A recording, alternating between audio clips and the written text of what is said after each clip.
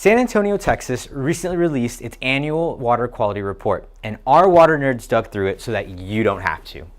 In this video, we'll go over the big takeaways from the report.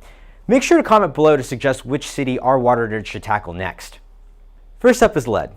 Lead enters tap water through old lead service pipes and lead-containing plumbing. Currently, 10% of water samples tested for lead in San Antonio revealed concentrations of 3.8 parts per billion. The city did not disclose the number of samples collected, and therefore these data are not representative of the actual scope of the lead problem in San Antonio. Treated water leaving the plant may be in compliance with loose EPA standards, but can become contaminated once it enters older infrastructure.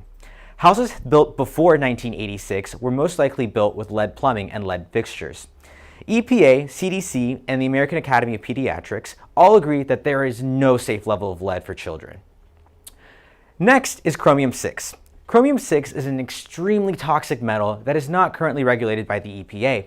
In recent years, San Antonio tap water has averaged 0.136 parts per billion for Chromium-6.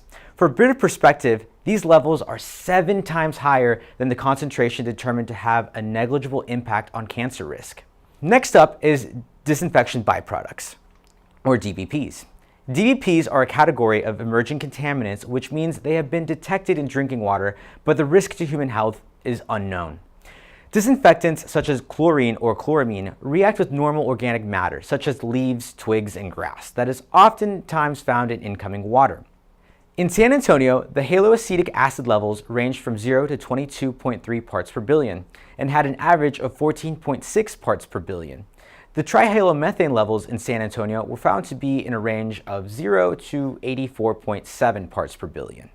This year's water quality report for San Antonio also detected a synthetic organic contaminant called diethylhexyl phthalate, which helps make plastics flexible. Diethylhexyl phthalate is a chemical known to cause reproductive problems in young males and is labeled as a probable carcinogen by the EPA. This contaminant has a regulation that caps the maximum contaminant level to about 6 parts per billion. With that being said, our water nerds are on the lookout for other cities to cover. If you would like us to see what's going on in your hometown, please comment below. Thanks for watching.